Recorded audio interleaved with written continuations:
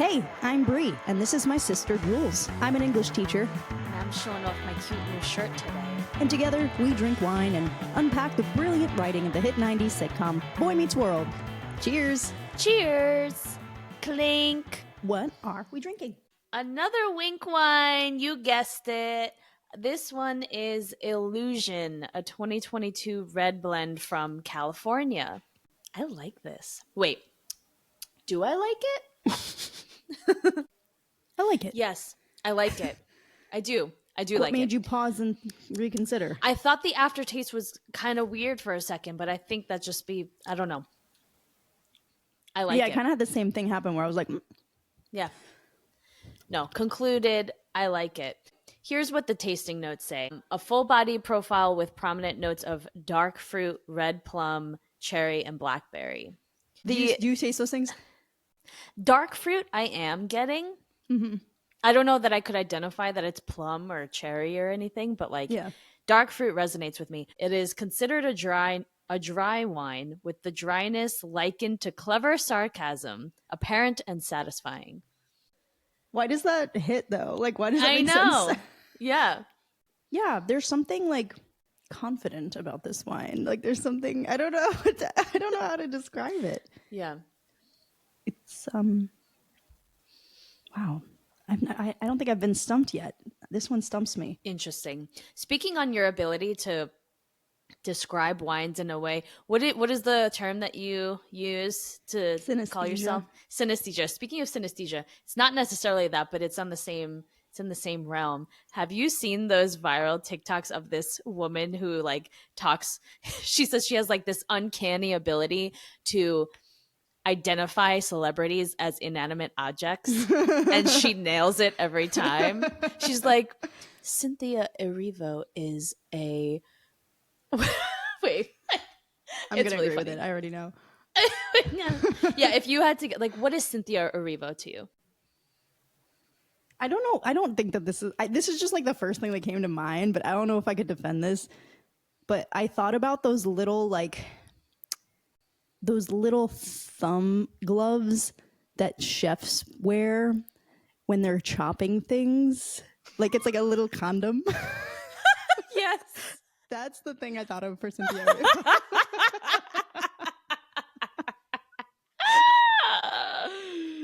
That's amazing. But I literally think it's just because she is bald. So I can't find the TikTok, but basically she said that Cynthia Erivo is a very specific type of pen, Okay. and that Ariana Grande is an iPod Nano second generation pink. Oh yeah. Why does that make sense? No. I totally get it. Is that the person that originated the Timothy Chalamet is one of these medieval shoes? I don't know, but that is Pretty one of my dope. favorite videos of all time. That is like the minute I saw that I was like, well, yes. Yeah. That's exactly what he is. Yeah, so this is a pretty good wine. I would recommend it for sure. Illusion. I like it. It tastes like a magic shop. It does. It does taste like a magic shop. Right? Okay. And it's called Illusion. Yeah, actually, this is a really good wine to be drinking for like a Halloween-y, wolfy episode. We're nailing it right now. Nailing it. We also look like sailors. Yep. It's like, oh my God, it's like the scene in Anastasia where she's dreaming that she's going to fall off the ship and she's wearing like a little nightgown like I'm wearing, and you're the father wearing the bathing suit. Wait, yes. You're so right. Oh my God. That scene was so scary when I was a kid. I was Yeah. so legitimately scared that Yeah. I was going to have a dream that I was jumping into water, but I would jump out the window. We can cut this part for time, but since it's top of mind, I had a hallucination last night.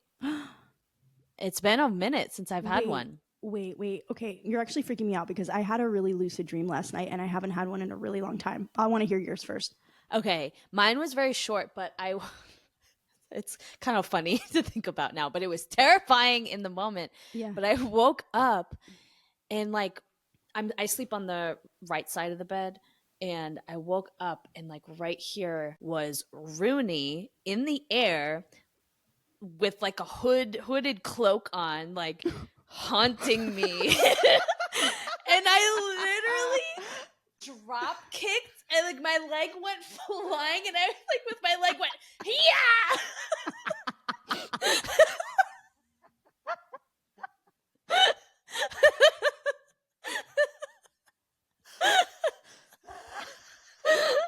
I never moved so quickly. And then I was like, that wasn't real. That's your reaction is hilarious, but no, I understand how scary it is. I don't know how to explain it to people who've never hallucinated. It's the essence of fear. It's like your body is fear. I don't know how to describe it. It's awful. I had a very lucid dream where it was real in that moment, and then I like quickly was like, no, that wasn't real. Where I was in the bathroom washing my hands. I really thought I was awake, washing my hands in the morning, getting ready for work. Like it was one of those. And all of a sudden, like even thinking about it freaks me out. I just felt two hands grab this arm and yank me up to the ceiling, and it brought my whole body up off the ground. And I was on the ceiling looking down at the sink, and I felt this person grabbing my hand, and I was screaming at the top of my lungs. And then I woke up. I wonder if that was you at my bedside, and I wonder if we had that dream happen at the same time. I don't think it was me. I think something haunted both of us last night for sure. Yeah. Maybe it wasn't you, but I wouldn't be surprised if we woke up at the same time. Like, what was that? I would not be surprised either. Because like I don't just wake up in the middle of the night. Yeah. This is staying in the podcast because this is tea. Anyway, let's get into the episode. We watched season 2, episode 6. Who's Afraid of Cory Wolf? Synopsis: Cory goes through teenage changes, thinking something evil is happening. Air date October 28th, 1994. You're gonna be born in the next, 2 weeks. Yeah. Oh my God, crazy. I was cooking. You were almost done. It was written by Mark Blutman, and Howard Busgang, 2 new writers whom we do not know. 18 million viewers for this one. What were your first impressions? This was a silly one. Yeah. I think we had a little bit of fun with this one. But you know what? I love a spooky episode, and we'll get to our favorite spooky episode at some point. But I love a good themed episode, like a Christmas episode, a Halloween episode. The Halloween episode is always my favorite because Halloween is my favorite holiday. Yeah, I really didn't like this episode. I thought it was weird. The writing was weird. I kind of had a thought the whole time where I was like, wow, these actors, good for them for taking on all of these new versions of their character that these writers seem to be throwing at them. Because I was like, wow, Sean's lines don't feel like Sean to me, but Sean's doing it and he's figuring it out. And yeah, Cory, I felt that way too. Yeah, and Cory doing the nailed it. He made that funny. I don't know. I just felt like everybody. I was like, what are we doing in this episode? This is weird. Yeah, there are a few funny lines for sure. There was one that I actually laughed out loud at, which we'll get to. But it wasn't the best by any means. But I will say that the more research I did on the episode, the more I was like, oh, okay, I think I understand what they're trying to do. Yes, I did the same thing after the episode. I totally agree. I see what they were trying to do. Yeah. But I don't like that we had to seek that out to get it, It was a very obscure reference. Yeah. So this episode is a reference to a 1941 movie called The Wolf Man, and a lot in this episode will become more interesting and more humorous if you have seen that movie or know anything about that movie. And I felt like I was reminded of a couple episodes ago when Jason referenced the Elephant Man. And I was like, oh, I feel like these writers, of course they're film buffs, right? Like they went probably to school for writing and film. And so they have all these obscure film references that I thought it was a mistake to assume that everyone would understand these references. So I think that's something that I'm like, oh, maybe they're learning that that's not the way to go about something that's going to be viewed by 18 million people across the country, because it's going to be lost on them. And maybe only a very small percentage of those people are actually going to understand the reference. So we start off with Cory in his room. It's nighttime, it's raining. We get like very classic Halloween, like dun dun dun, thunder. And he's sitting at his desk with a quill in his hand, and it's the biggest quill you've ever seen in your life. And he's just like narrating aloud what he's writing, and he's saying October 31st, All Hallows Eve. I, Cory Matthews, leave this journal so that those who knew me can understand my terrible fate. For tonight, at precisely 9 o'clock, 8 Central, when the moon shines full, I will become the most terrifying of all creatures, the werewolf. I laughed at the 8 Central line. We like never hear that anymore because we don't watch cable television. 8/7 Central on ABC Family. So yeah, he thinks he's turning into a werewolf, and Amy enters holding her duster, asking him what he did to her duster, because that's where he got his fake quill. Sean enters wearing a wig that looks like Cory's hair, and he asks Cory if he's going to the Halloween party. Cory says he can't go, he has to stay alone, locked in his room where no one can see him. Sean, says, well, what about Topanga? She's meeting us here, remember? So there's just a little note to the viewer that Topanga's on her way. And Cory says, no, I told her it wasn't safe. I can't be responsible for my actions. Only evil will come from tonight. We, the audience, know that he believes he's turning into a werewolf. He doesn't tell Sean in this scene. He just says, let me, it all started last night, and then we go back in time. So this was, I think, our first episode where we start off in the future and then we go back in time to learn how we got to the point that we're at. Did that confuse you at all? No. Okay. I don't know why I got a little confused. Like when Eric tells him, you're turning into a werewolf, I was like, you knew that. And then I was like, oh, no, you didn't. Wait, we're back in time. Maybe it was just me. We're back in time. Cory's taking the garbage out. Feeney tells him, I wouldn't be taking that garbage out if I were you. Haven't you heard? It seems that a wolf escaped from the Philadelphia Zoo. Cory's like, so how come you're taking the garbage back inside the house? And Feeney says, wolves have a keen sense of smell. The garbage would only attract them. Now, for me, as a writer, I'm like, oh, so the wolf's keen sense of smell is going to become important. I thought that was going to be something that we would need to pay attention to. It wasn't. It was just a device to get Cory to find out from Feeney, from someone, that a wolf has escaped from the zoo. Right after that, Feeney goes inside, and there's this bunny in the bushes. We don't know it's a bunny, though. Cory just sees, rustling in the bushes. He's like, huh? Eric and a girl? Morgan? And then he, goes into the bush. And then we just hear, ah! So we're back. I think this is what threw me. So, we go back in time to when he got bit by the werewolf, quote unquote. Then we're back in, the present, where Cory's back in his room with Sean. And Sean's like, come on, there's no way you were bitten by a wolf. I think this is what happened, was I missed now we're back in time again. I thought we were moving forward, and then I got confused. So back in the bedroom earlier, Cory's in the bathroom, and Eric's in the bedroom, and the door is closed to the bathroom, and we just hear Cory's voice, Eric, what you're about to see may shock you. Eric's like, then put a towel on. Cory leaps out of the bathroom in a robe, arms out wide, and goes, okay, look.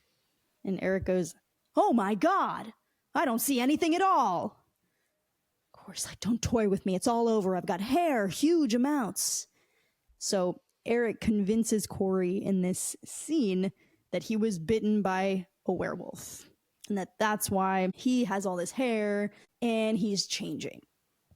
At this point, I was thinking, I feel like Cory's a little too old to fall for this. Right? Yeah. I think that's why I thought it was too silly. Yeah. Yeah. I guess by that point, I was like, I'm just going to go with it. But it wasn't believable by any means. Not even a little bit. Eric hands him a newspaper. Cory reads the first article he sees, Siamese twins eat their way to freedom. And then Eric's like, no, and he flips it over, and Cory reads, teenage werewolf probed by top scientists. And Eric's like, kid was on a camping trip, got bitten by something he didn't get a good look at, kind of like you. Cory's like, whoa, what happened to him? Eric's like, oh, nothing, he just turned into, and then thunder and lightning strike, scary music, a werewolf.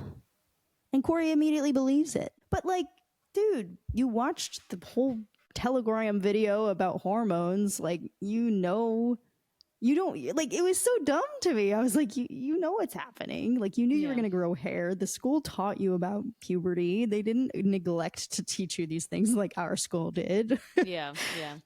They've set him up to be really smart and almost like ahead of beyond his years in some ways. So this was particularly unbelievable because of that. Totally agree. And I was trying hard to read it like as an allegory, right? I was like, okay, him turning into a werewolf represents him turning into a man. Yeah. But it was even a little bit messy in that regard. Like at one point, the fortune teller, who we'll get to, tells him, like, you're going to develop the appetite of a wolf. And I was like, oh, okay, like, that makes sense. Like, we're going to see Cory's appetite increase, because that definitely happens when boys, like, are growing. I feel like they eat so much. And then that didn't really happen, you know? What does allegory mean? Allegory is like, it's the whole story is metaphorical in the sense that like Animal Farm is an allegory, and all the pigs actually represent figures of the Russian Revolution. So right. So that's. Yeah. I thought what was most interesting is the themes of him, you know, developing an appetite for things he hasn't before. He's going to destroy someone who cares about him. And him being very scared that would happen. Obviously, it is a metaphor for sex. And I think even darker, like a metaphor for men doing horrible things to women, and he is afraid to do that because he loves Topanga and he doesn't want to do that to her. He's worried that him turning into a man will make him, I'll say it, be a shitty person. But that's not Cory, and we see that at the end, that he's not a bad person even in becoming a man. I think you nailed it. I think that in that regard, the episode had a lot of room to be really impactful. Actually. Yes, I agree. Yeah, absolutely. And that's why I was a little bit disappointed in the conversation he had with his dad. I thought that was going to be like a whole moment, but it was very short. Agree. It didn't really get into any of the real of becoming a man and what it means. It was very focused on the werewolf. Yeah, that's what made it silly to me. I was like, okay, we get it. It's an allegory. So why don't you give us the important stuff? It also went, like I said at the beginning, a little too far with the Wolfman references. Like, I was like, we didn't need the fortune teller. I agree that it should have been more deeper conversations with Alan, maybe even Feeney, maybe Turner. And then they were like reading Lord of the Flies. And as the English teacher, I'm always interested in the literary reference. I was like, and I was hoping they would dig really into that. Yeah. Right. Which is all about these adolescent boys who are forced to essentially become men on this island. And I mean, it's a perfect literary reference for this, because in a microcosm, what this author has done is like show why men have, because do you remember at the beginning, the atom bomb has hit? So the world has just been destroyed. So essentially, like, what's going on the island is a microcosm of what's happened in the world, men trying to overpower and take over each other. So it's a brilliant novel. But yeah, I'm so nodding like along as if I've read it. Yeah, you've never read it? No. Oh, it's really fascinating. It's really interesting. Yeah, so a lot of lost opportunities in this episode, I thought. Yeah, I agree. I would have loved to know more about that. I got excited when I saw Lord of the Flies on the wall. I was like, oh yes, let's talk about it. Yeah. And then we did not. And the line that Turner says isn't even a good one. Like, he could have said so many things about that book. He could have said what I just said, like something simple as like a bunch of boys who have to quickly become men, or who have only just grown up but are still acting like, school children, trying to overpower one another and assert their dominance over one another. And I think what he ends up saying is something like, a bunch of boys on an island, no luxuries, no malls. And he kind of says it with this sick, like, pleasure, like I would love to watch you squirm without your luxuries. So Eric tells Cory that he's turning into a werewolf. Then we're in the kitchen, and Cory comes down. Amy has breakfast on the table, but there's also a huge box of soda cans. Alan is shaking each can individually. Cory brings up the werewolf thing. Got this math problem. If a werewolf leaves a train station going 40 miles an hour and another werewolf leaves going at 60 miles an hour, do werewolves exist? And Alan says, Cory, werewolves don't exist. Relax. It's just a myth. You know, as you get older, you'll learn how to separate myth from reality. But he keeps shaking these soda cans, and Cory's like, what are you doing? Alan says, one of our soda distributors heard about this guy who robbed a jewelry store and made off with 5 diamond rings. And Amy's like, and he hid those diamond rings in 5 cans of soda. Thus, your father and other grown-ups who can separate myth from reality have been boosting soda sales. So, like, everyone's just super gullible in this episode. Like, I thought this was supposed to be a wise show where we learn from all these wise adults how to be wise. And they're just all being idiots. Yeah, there was a recurring theme throughout this whole episode where everybody was like gullible to something. Yeah. I didn't understand how that tied back to the main theme of this episode. Exactly. It's like we lost the plot. Yeah. Or like the plot was Cory believes he's a werewolf and not the underlying themes. Yeah, this was not a great episode. Sorry, guys. Writers, like, you really missed the mark on this one. There was a lot of opportunity there, I will say. Yes. Cool idea. Not well executed. This reminded me of the messiness of the Hamlet episode, but this one is even worse than that one. Yeah. So now we're back in Cory and Eric's room, the original night, like the first night at the beginning of the episode. And again, Cory's talking to Sean. Again, I don't know, probably me, but I was like, wait, what timeline We're is this? We're moving back and forth a lot. It seems unnecessary. At that point, he should have just been narrating what's going on versus jumping back. Agree. Because some of what happens in the past happens in that room, so we're confused. And a lot of what happens the day that it happens, which means he's wearing the same outfit. Do you get me? I do, but I didn't get the episode. You have somehow been clearer than the episode was. Yeah. Cory's now telling Sean, it's more than just hair. I've grown strange new urges. Last night, I'm watching the movie Untouchables. You know the scene where Capone is about to smash heads with his baseball bat? Sean's like, awesome scene. And Cory goes, except I'm not into it. The whole time I'm thinking, I wonder how cold the water is on Baywatch. Oh, I just got that. Yeah. But it was a good subtle way of showing us that he's thinking about sex, right? Yeah. But it wasn't I thought that was actually kind of brilliant because it was like brilliant. It would have been too uncomfortable. He was like, oh, I was thinking about someone's boobs, or I was thinking about someone in a bathing suit, or I was thinking about whatever. But he brought us to Baywatch, but he didn't focus on the women. He focused on the water and how cold it was. You know, it was good. Yeah, it was really good. It was lovely. And Sean's like, geez, whatever you got it bad. But also, like, Sean has it, does he not? Yeah. He's getting it with the ladies. The way that Sean...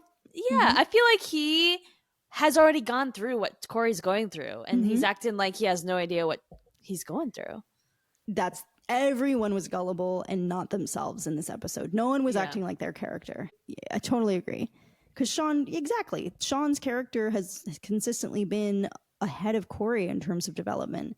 Sexual development. Maybe not wisdom. Wisdom. So Cory, now we're going to get another flashback. So Cory then says, I didn't know how bad I had it until lunchtime when I had this strange craving for a snack. This also confused me because I was like, wait, why is he at the yogurt shop on a school night, but a school day? But I guess it's not a school day. So are we to assume what? It is a school day. The day before? Oh. Right? Like, we don't... I was so confused about time in this episode. Because he says at lunchtime, right? Or maybe we're to assume that now that they're in high school, they're allowed to leave campus for lunch? Maybe. So many questions. No, he did go to school. You're right, because the flashback was the morning of the soda cans, he was heading out to school. Yeah, you're right. Yeah, so he should have been in school. So we have to assume then that they have an open campus policy for lunch. Yeah. Okay. Also, Cory has a lot of money in this episode. He gets like so much money. So he goes to Frank's House of Yogurt. He's ordering... And a cult. House of Yogurt and a cult. Frank has a Russian accent. He says that they have the flavors bucket of blood, like strawberry, bucket of guts, more or less chocolate, and smashed and severed intestines. I don't recommend that. Corey's like, can you mix the blood and guts? Frank says all the time. So there's a radio playing in the background, and we hear that like the search for the missing wolf continues, and that people have said they've seen sightings of wolves and even werewolves. Corey's like freaking out. He starts up a conversation with Frank, who gives him his ice cream. Of course, like, werewolves, isn't that silly? And Frank says, there are things and there are things. First of all, I laughed. But second of all, I was like, I feel like that's from something. So I Googled it. And it is an Aldous Huxley quote. There are things and there are things is a common saying that emphasizes the existence of both known and unknown realms and the potential for experiencing things beyond our usual perception, which is perfect for us after having had a shared nightmare dream experience last night. Yeah. There are things and there are things. God, we're coming to the table with better themes than the writers of this episode. We are. So Frank says there are places where such things are revealed for $5 complete. So Corey gives him a full $5. How much do you think the ice cream probably costs? The yogurt, frozen yogurt? Maybe like $1.50. Oh my! I have spent over $12. Mind you, I am getting a lot of frozen yogurt. I like a big frozen yogurt pour, okay? But still... You don't have to defend your yogurt purchasing habits. Over $12 is insane. Yeah, for one thing of frozen yogurt. Yeah, that's kind of wild. It's wild. So he hands him the $5, and he leads Corey into the back, where we have that famous actress. Who is that? I don't know who that is. Oh my God. Phyllis Diller. Phyllis Diller is the voice of the Queen in A Bug's Life. Oh. Right? Okay. So recognizable. Yes. Yeah. She's in Family Guy. She's Thelma Griffin. She's in Robot Chicken. She's in the Powerpuff Girls. She's Mask Scara. Oh, okay. Okay, so Phyllis Diller is playing Madame Uspenskaya. So this is the like very explicit reference to the Wolfman movie. Okay, so Maria Uspenskaya is the real name of the actress who played Maleva, an old Romani fortune teller in the horror films The Wolfman, 1941, and Frankenstein Meets the Wolfman in 1943. Uspenskaya is also, by the way, like checking for diamond rings in a Coke can, so we're not to assume that she is trustworthy. She says to Corey, "Come to me, werewolf boy." And Corey's like, "How did you know?" Uspenskaya says, "I know many things." And Corey sits. She says, "I know you were bitten by a wolf." Corey says, "It's true." Uspenskaya says, "I know you are now becoming a wolf." Corey's like, "That's amazing." Uspenskaya, "I know you are recently divorced." Corey's like, "What?" Uspenskaya says, "You're not Billy Joel." So the script says like she leans in and squints, and I guess she does do that, but I think she was supposed to play it like she can't see. Mm-hmm. But she didn't look like she couldn't see. Yeah. So yeah. I was really confused by that. Me too. Yep. Like that would have been kind of funny, I guess, because maybe Corey kind of does look like Billy Joel if you're squinting a lot and can't see. Yeah. But that wasn't clear when she said that. I agree. So she says, "All right, Wolfie, your body's about to go through many changes. You're going to develop an appetite for things you've never eaten before." So I took it as, okay, food. Corey's like, "Please don't say head cheese because I don't eat." And Uspenskaya just interrupts. I thought that was so funny. Do you know what head cheese is? What's head cheese? Oh my God, head cheese. It's basically a dish made from the head of a pig or calf set in aspic. Kind of like the way salami, it's like packed meats, but it's made from the head of pigs and calves. Oh. Sometimes their tongue too. Oh, it's so these gross. Pictures. It Right? literally looks like throw up that was like in gelatin and then cut in slices. It really does, actually. Like when you throw up and it's particularly chunky. These pictures are bombastic. They really are. I'm looking too. Horrified by this. This looks like some AI generated BS meal. Like AI generate like a trauma inducing meal. But you eat This it on is a actually cracker. the real theme of the episode of horror. This is the most horrific part of the whole episode. You're so Yeah. right. So of course, like, please don't say head cheese. And Ospinskaya says, then the pentagram, the 5-pointed star, will appear in your hand. This is another kind of explicit reference to the Wolfman, which I'll give a synopsis. So the Wolfman is about a man named Larry Talbot. He's returning to his ancestral home in Wales to bury his recently deceased brother. He falls in love with a local girl named Gwen Conliffe. In our episode, This is Topanga. Gwen runs an antique shop, and he ends up buying an old walking stick from her with the head of a werewolf on it. That's the opener for her to basically explain to him that the werewolf is a man who changes into a wolf at certain times of the year, and that the werewolf always sees a pentagram on the palm of his next victim. It's kind of like a Dr. Jekyll, Mr. Hyde thing, where Larry is the wolf, but he doesn't know he's the wolf because he doesn't know when he's turning into the wolf, but he's killing people. So all this stuff happens, and then towards the end, when he's about to leave town because he wants to like protect Gwen, he sees a pentagram on her hand, and he tells his father that he is a werewolf and that he killed this one villager, but his father thinks Larry's delusional, and he ties him to a chair to prevent him from leaving and prove to him that he's not a werewolf. But when the moon rises, Larry transforms, he breaks free. But then the fortune teller ends up arriving at the last minute, and she actually uses a spell to prevent him from killing Gwen. And the end of the movie is basically Larry turning into a human again, but he's dead. So this is supposed to be like that. So Topanga is Gwen, so she's gonna die. But it's not the pentagram on her hand in this, it's the pentagram on Cory's hand. Cory goes, is it gonna itch? Because if it's wool.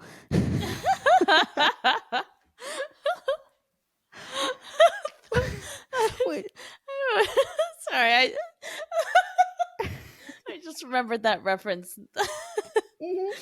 I forgot about that. Right? Wool. The way he says wool is funny. It's wool. And then she says, there's a girl who feels deeply for you, but when the madness of the wolf comes upon you, you will repay her love by killing her in a gruesome, evil manner. And she says, go ahead. Doubt someone who is licensed by the state. I laughed so hard because of the camera panning as she pointed. It followed her finger so perfectly. Yeah. It was just so tasty. And it's the biggest license ever. Yeah. I'm like, girl, how did you get licensed? So Cory calls her nutty. She says, you're 30 minutes late to your English class.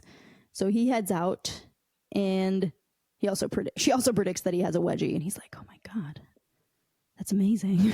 So we're in Turner's class, and this is where we get his like one terrible line about the Lord of the Flies. And he says, so we got these snotty little prep school boys stuck on an island in the middle of nowhere. No lamps, no cars, no shopping malls. Of all the things for him to say, too, no lamps? No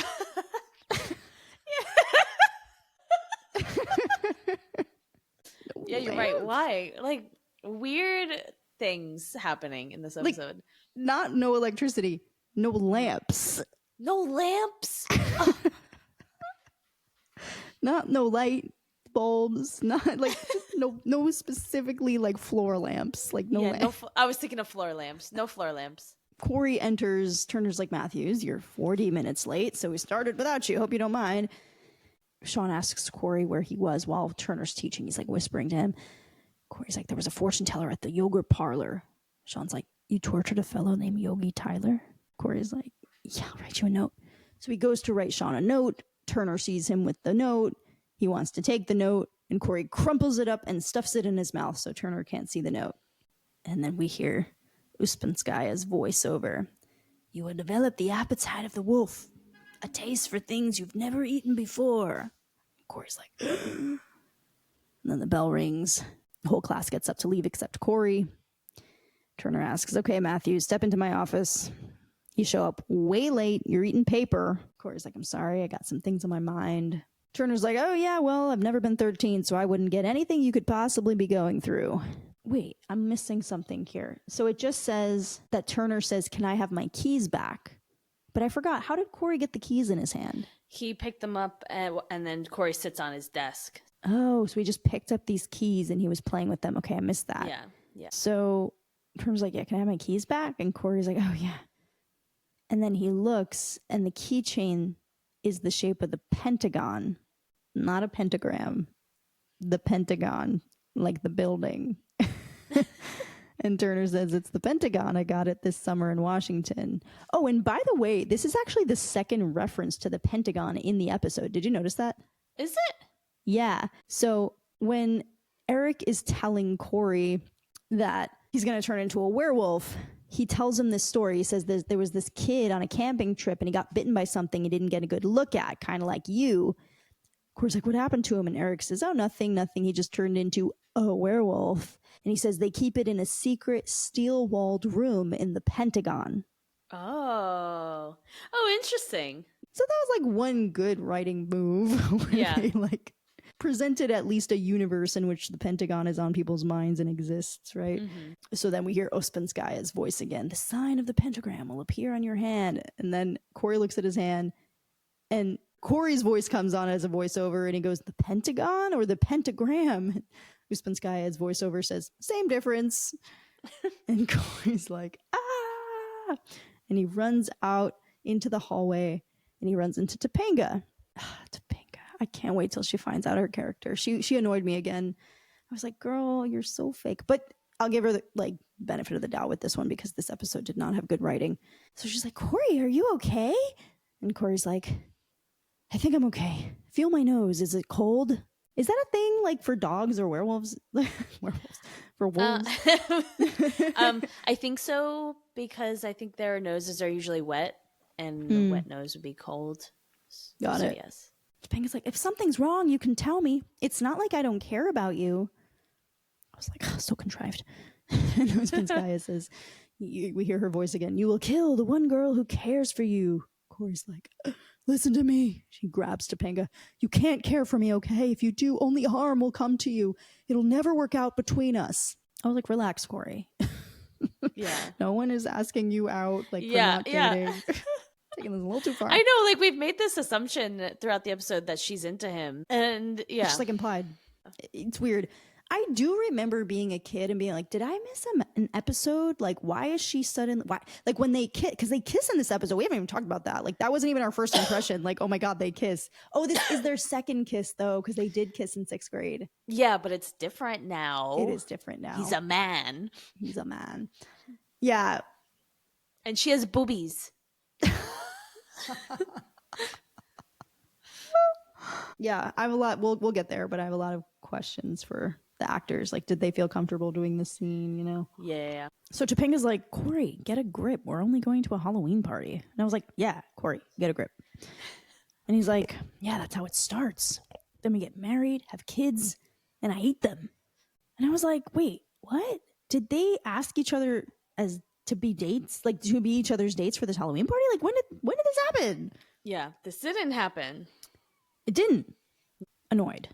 Then as a kid, I was annoyed by this because I was like, wait, what? I wasn't annoyed because I legitimately thought, I remember thinking I'd missed an episode. I was like, oh, there must be an episode where they ask each other out to this Halloween party. And they have this mutual realization that they're into each other. Right. Cory's like, yeah, I'm going to eat our children. And Topanga's like, maybe you should take a nap before the party. Cory's like, farewell. Think of me as I was.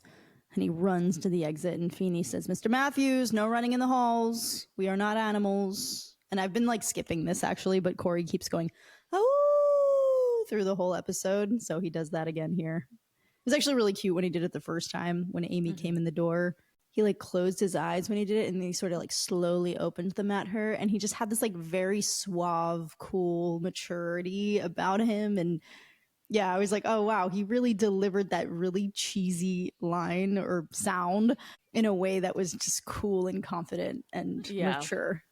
Feeney just shakes his head. So now we're back in Cory and Eric's room, back on the night where Cory and Sean are talking. I was so confused. So Cory is telling Sean everything Madame Ospinskaya predicted has come true, and now only one part of the prophecy remains unfulfilled. I gotta kill Topanga. Sean's like, what a drag. Girl finally likes you and you're gonna off her. And Eric enters carrying a dog bowl full of food. Two dog bowls, food and water. And he puts them on the floor between Sean and Cory.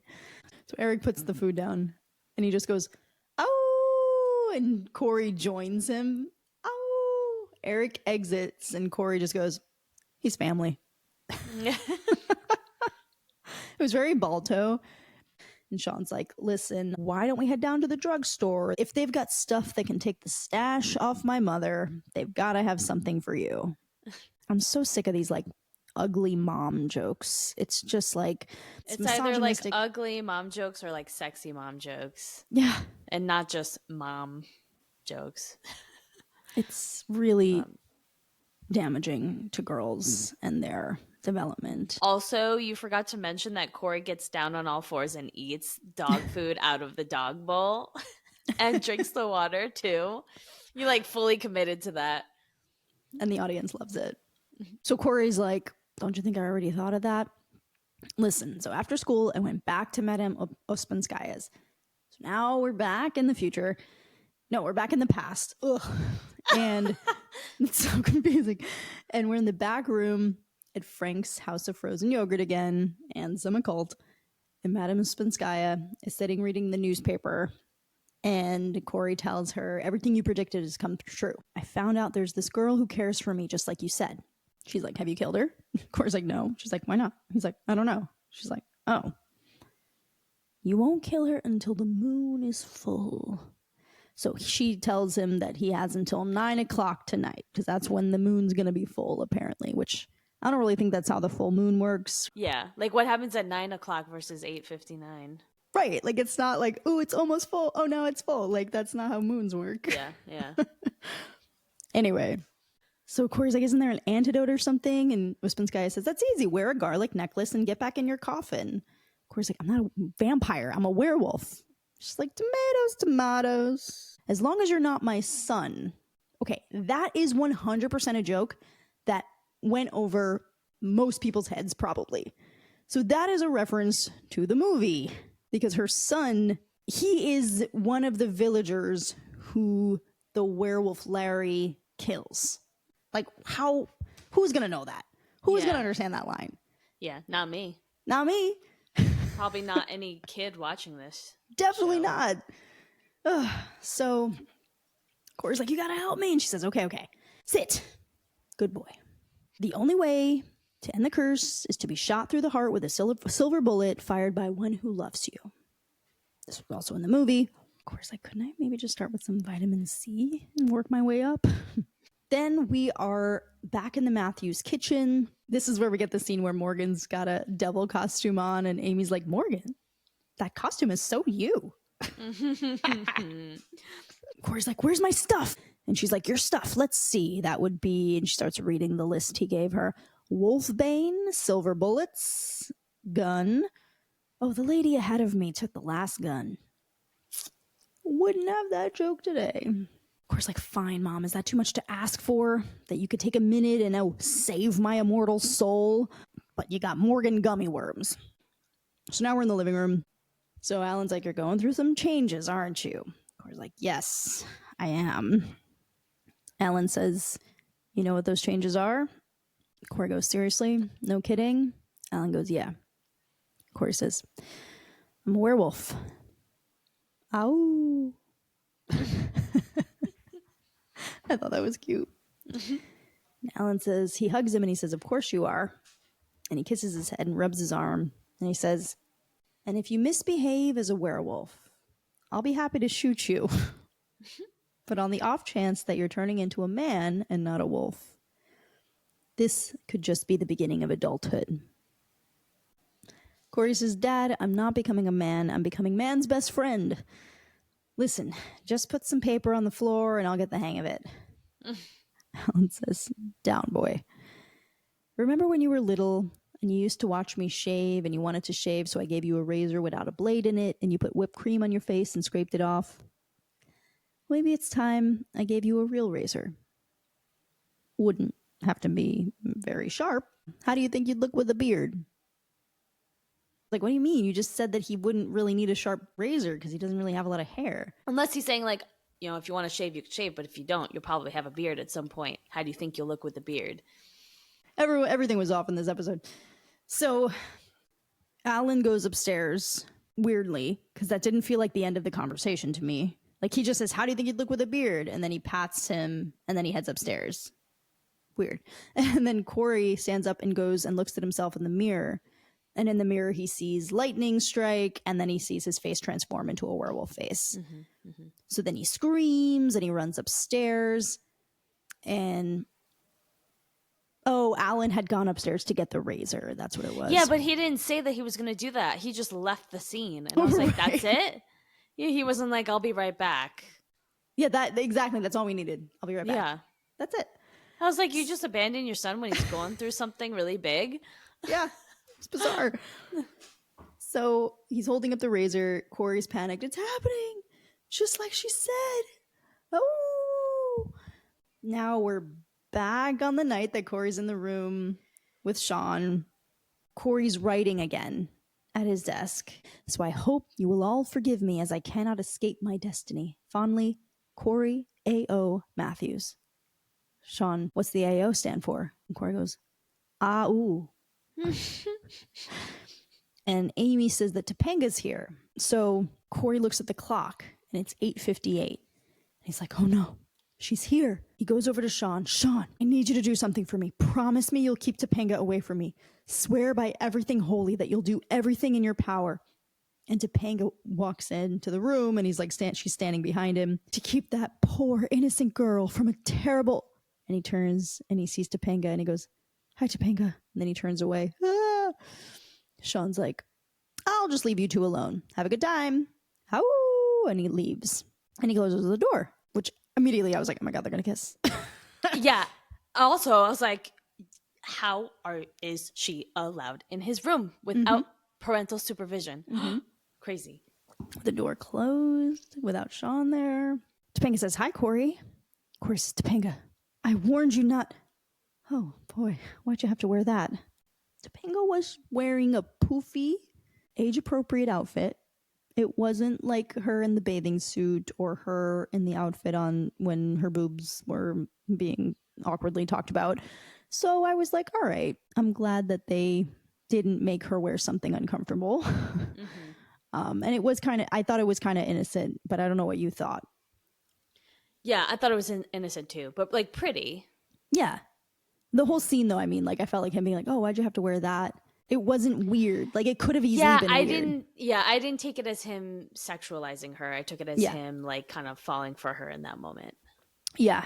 And Topanga says, because I'm a damsel. And at first I was like, and then she was like, but not the distressed kind. One who's very together and in complete control of her own destiny. I heard like a couple of claps in the crowd and I was like, come on, more people. Like today that would have been like, woo, you know? And he holds up what he's been writing. Everything you need to know is in here. If it ever publishes, I'd like the royalties to go to the ASPCA. Now, out. And he tries to shoo her away and push her out the door. And he's like, Topanga, I'm not like other guys. I've got needs and desires and I'm not sure I can control them. Okay. Now we get like a little more of the explicit allegory here. 9 o'clock strikes, and we hear Ospenskaya's voiceover. When the moon is full, you will kill the one who cares for you. And Cory's like, you gotta get out, please, before it's too late. Clock strikes, thunder, lightning. It's too late. Ah! And then he looks at Topanga. Okay, look at me. Tell me what you see. And Topanga says, I see you. And Cory says, no, you don't. You see hair and teeth and the beast within me.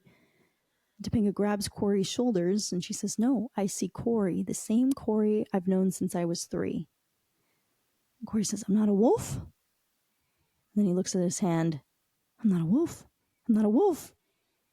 And then he looks at Topanga. And then they lean in and kiss. And thunder and lightning strike. And Topanga, after kissing him, says, "Yes, you are." And then Cory howls. I eeked. I was like, because frankly, I didn't quite expect them to kiss, and probably because there was no like build up for this episode for them to be in a relation.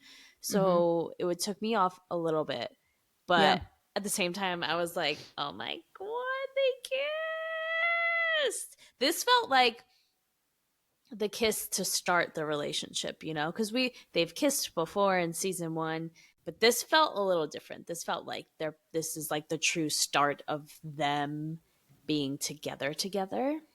I know. I was like trying to figure out how I felt about this idea of Topanga being like, "Yes, you are a wolf." I don't know. There was something weird. It was weird to hear an adolescent kind of praise a boy for acting like an animal. Does that make sense? Yeah. It's not like they're in college and she's like, "Yes, you are a wolf." Like, they're so young. They're in 7th grade. And she's like, "Yes, you are. You are a wolf." And it just was weird to me. There was something very off-putting about it. It reminded me of that line in that song. Dun, dun, dun, dun, dun, try to domesticate you, but you're an animal. Baby, it's in your nature. You know? And I was like, okay. Remember that song got so much heat? Oh, so much heat. Yeah. Yeah. So, like, super objectifying. Right. It's super objectifying. And that same energy is happening here, but different. And it's the age. It really is the age. It's Topanga being like, yeah, like into Cory being, because I think I'm associating being quote unquote a wolf or an animal as having no ability to control your urges. And so I'm thinking about sexual assault. And I think that adolescents are in really vulnerable spaces constantly because they're trying to navigate, do I like this and am I interested in this, or am I uncomfortable with this and do I feel taken advantage of? And it's a lot of hormones and it's a lot of urges and it's a lot of people trying to kind of get what they want from one another, but not necessarily having developed the empathy and the capacity to treat people the way that they want to be treated yet. Like, they're still acting like children who kind of just go after what they want and don't think about what you want from them, you know? Like, kids just want food and they don't think mom's busy right now, I shouldn't ask her for food. Like, they just, you know, want what they want and then go for it. So that's what adolescents are. They're still kids, and so they're kind of selfish, but then they're also developing hormones. And so her stating with confidence, "Yes, you are a wolf and I'm kind of into it," just made me wonder. Like, I think I was aware enough when I probably first saw that episode of like, oh, that's how I'm supposed to feel. Like, I'm supposed to be kind of interested in boys, specifically wanting to kiss me and like having urges and desires for me, you know? And I see it a lot with my students, is like, especially the girls, like playing with their power with their bodies and their outfits and their makeup, and like liking that boys have this urge. I know that like girls do too, but just like in this heteronormative society that we're in, that like boys have these urges, and then it becomes like normalized for girls to like want to draw their natural sex drives towards them or like direct it towards them. And I don't know if they really know what it is that they're getting into or what they're quote unquote asking for, you know. Although I understand that that's like a problematic term right now. But anyway, do you have anything to say about this? Yeah, no, that's interesting. I don't have much to add to that. I agree that it's like uncomfortable. It just feels like too young to be saying that. To your point, not knowing what you're saying. Yeah. What it is. Yeah. Yeah, and maybe it's just me, but like I wasn't sexual at that age. I had Yeah. romantic feelings, but I wasn't like, ooh, I'm turned on. That wasn't my experience. Maybe others, but No. not mine. No. Yeah, certainly not.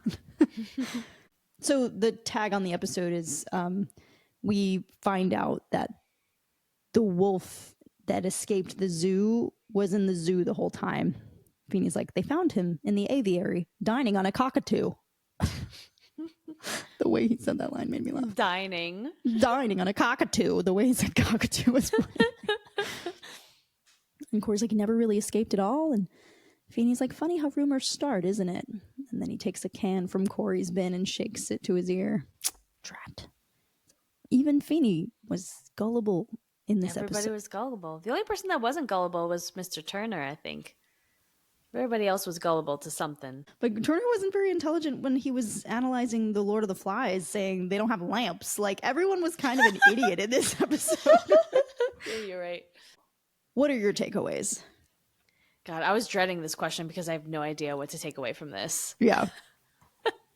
Same. I will say I had a word of the day. Oh, what was your word? Epilady. Get your epilady and do me. What's an epilady? I had to look that one up. It's a device. I guess it's a brand of hair removal. It kind of looks like a razor, but it actually like pulls the hair out as you like pull it up your body, whatever you're trying to pull hair from. Ugh. It sounded painful. So painful. I hate like tools like that says like gently removes hair. I'm like, you're ripping hair out of your follicles. There's no way that doesn't hurt. I think my word is wolfsbane.